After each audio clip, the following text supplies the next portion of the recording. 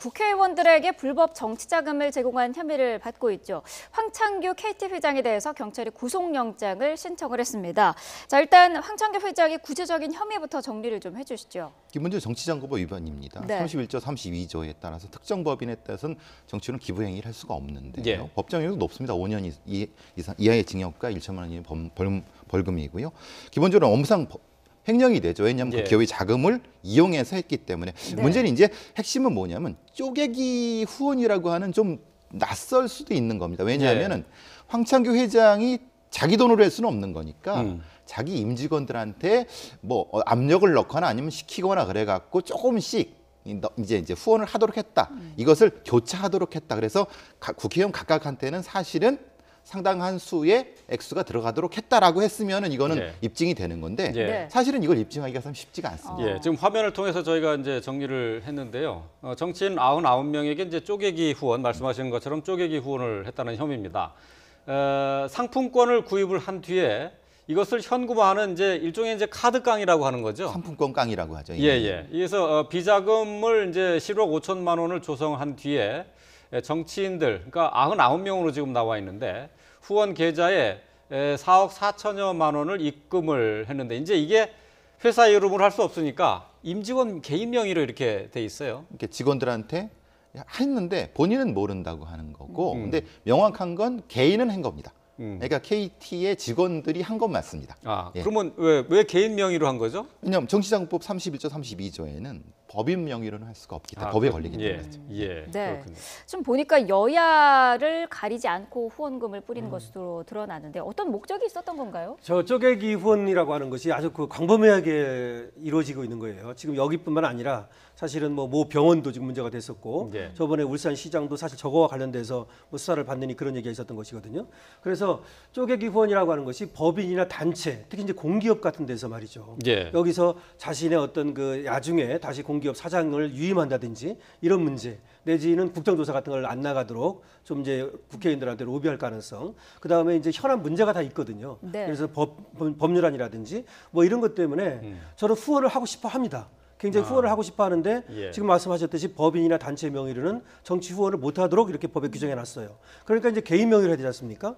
근데 개인 명의로 해야 되는 보니까 그 개인이 돈을 댈 수는 없으니까 이 법인 돈을 저렇게 상품권 깡이라든지 해가지고 마련을 하는 겁니다. 그래가지고 그것을 이제 후원했다는 것인데 국회의원들 입장에서는 뭐 저렇게 나눠가지고 여러 사람이 한 것처럼 하면은 후원도 받으면서 법망을 피해갈 수 있는 이런 것들이 있다고 보는 것이죠. 예. 그러고서 이제 그 반대급부를 아까 얘기했듯이 그 국정감사 같은 데 나가는 걸 굉장히 싫어하거든요. 공기업 회장 같은 경우에. 그래서 황창규 회장 같은 경우도 거의 안 나갔어요. 저번 이제 그 국정농단 사건 벌어지고 그때 한번 예, 나갔죠. 예. 그런 거라든지 또 관련 법률 이런 것들을 통과시킨다든지 하여튼 이런 것들 때문에 쪼가기 후원금이 많이 벌어지고 있고 앞으로도 저것들은 계속해서 문제가 될 여지가 있고요. 실제 지금 수사가 되고 있는 사건도 많습니다. 아. 네. 지금 어쨌든 뭐 KT에서는 정치인들에 대한 로비용으로 이제 불법 후원금을 보냈다 이제 이렇게밖에 볼 수가 없는데 결국 그러면은 KT가 그러면 반대급부로 어떤 것을 얻어냈느냐 이런 게 중요한 것 아니겠습니까?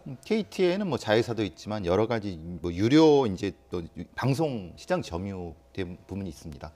KT가 투자했거나 아니면 KT가 대주주인 부분에서의 각 지역에서의 유료 방송들이 있는 거죠. 예. 거기에 합산규제법이라는 것을 통과시키거나 통과시키지 않거나 하는 쪽으로 일정 정도 영향을 미칠 수 있는 그러니까 미래창조과학방송통신위원회라고 예, 하죠. 예. 그 상임위원회 사람들한테도 쪼개기를 했고 네. 또 그 외의 사람들한테도 국회의원들을 했다. 그러니까 그렇다고 하면은 이 법안에 대한 핵심적인 이익이 있지 않느냐라고 의심이 가는 거죠. 그 가운데 하나가 이제 SK 브로드밴드하고 CJ 헬로비전의 이제 합병 문제가 있었는데요. 이게 사실은 그러면 KT 뜻대로 됐었던 것 아닌가 싶어요. 그러니까요. 그게 이제 통과가 됐다고 하거든요.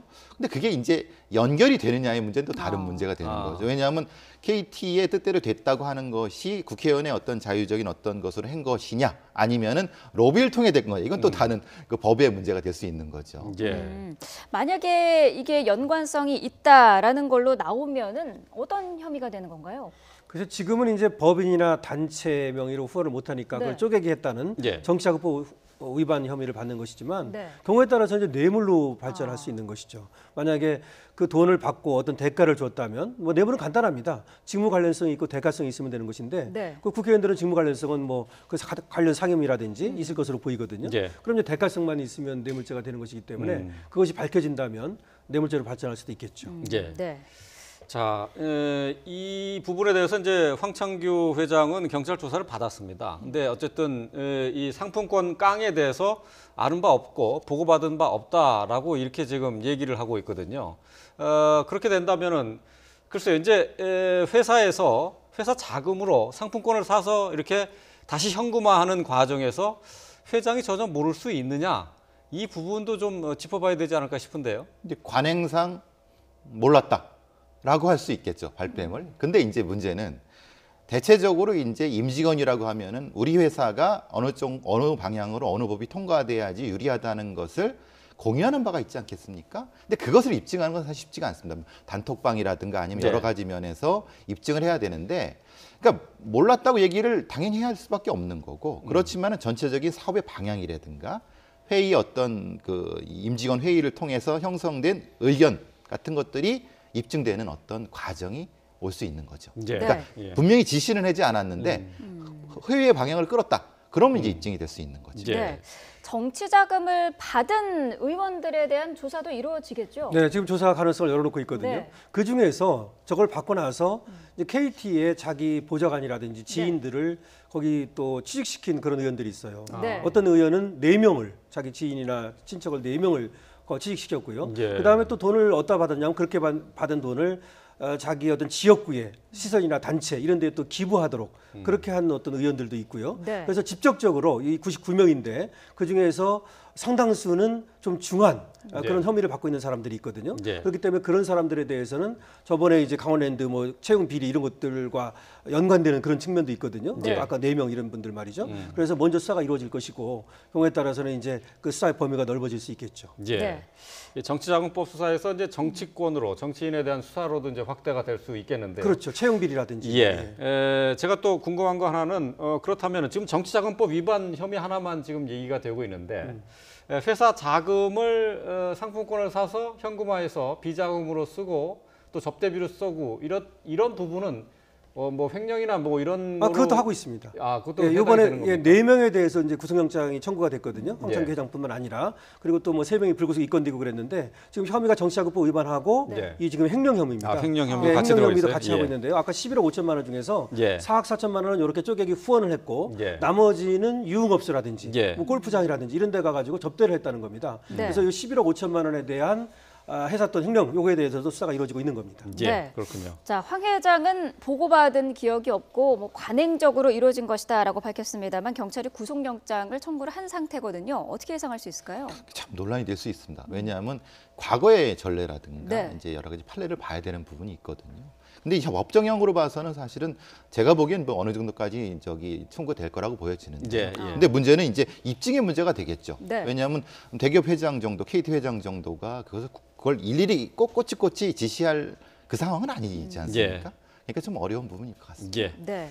자, 영장을 지금 신청을 했습니다만은 이게 이제 청구가 돼서 구속 적부심까지 가게 될지 사전 영장 심사를 하게 될지 이제 그거는 좀 더 지켜봐야 될 부분이 될 것 같습니다.